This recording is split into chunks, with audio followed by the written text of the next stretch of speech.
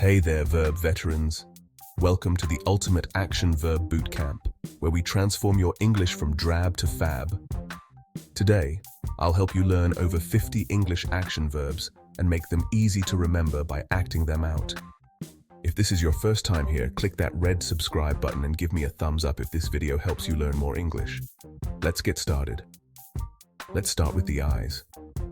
When you go to bed, you close your eyes to fall asleep. In the morning, you open your eyes to see the world. During the day, you blink without even thinking about it to keep your eyes moist. If someone does something annoying, you might glare at them, which means you look at them directly and angrily. You can cover your eyes or tell a child to cover their eyes if something inappropriate is around. If you like someone, you might wink at them. I'm not very good at winking, though. I can do it with this eye, but not with the other one. Whistling. Let's talk about the mouth. You can talk and speak with your mouth, and you can also whistle. Whistling. You can sing too. La la la la. That's about as much singing as you'll get from me.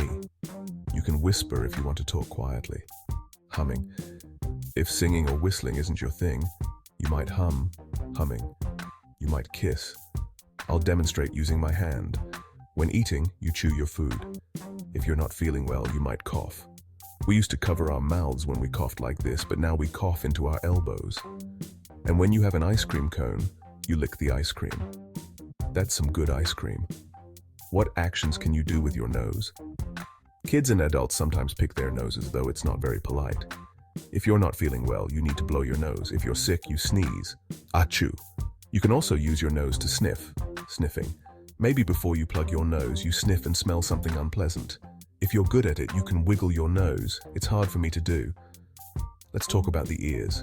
If it's really loud, you might plug your ears or cover them. When I was a kid, my grandmother pulled on my ears when I was naughty. That wasn't very nice. If you have trouble hearing, you can cup your ear with your hand to hear better. Let's talk about the hands. There are a few things you can do with your hands that aren't nice. You can pinch someone by grabbing their skin. You can poke someone with your finger, maybe to get their attention. If you have a question, you might say, "Excuse me, sir," and poke their shoulder gently. You can punch someone, but it's not nice to do that. Boxers punch each other in matches. You can slap someone, which I pretended to do in my last video when I was dealing with a pesky mosquito. In the winter in Canada, sometimes the doors to our vehicles freeze shut, and you need to yank on the door to open it. You need to pull hard. Another verb for this is tug. You tug on the door to open it. When you pull something, you're trying to bring it towards you. When you push something, you're trying to move it away from you. When I was a kid, my dad taught me to snap my fingers. When you snap your fingers, it makes a cool sound. You can also use your fingers to flick things. If a mosquito lands on you, you can flick it away. We use our fingers to point. If I want you to go over there, I can point to show you where to go. We also use our fingers to make rude gestures, but I won't show you those. If you see someone, you might wave to them. Sometimes you will tickle someone, making them giggle. I'm very ticklish, so I don't like to be tickled.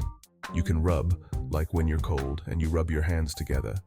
You can squeeze, like squeezing a stress ball. My cat Oscar likes it when I pet him. If there's good music, you can dance. This is my first time dancing in a video. If you don't know something, you can use your shoulders to shrug. If the teacher asks you a question and you don't know the answer, you can shrug. Another thing you can do is hug. That's when you go like this to someone and put your arms around them. Let's talk about the difference between tripping and slipping. If I'm walking and there's something like a rock, I might trip over it. Tripping means walking into something. If there's ice and I'm walking, I might slip on it. Slipping means you're on something slippery. You can jump or hop on one foot. You can squat to look at something on the ground. In soccer, you can kick the ball. You know the verbs run and walk, but we also have tiptoe. When you tiptoe, you walk carefully and quietly.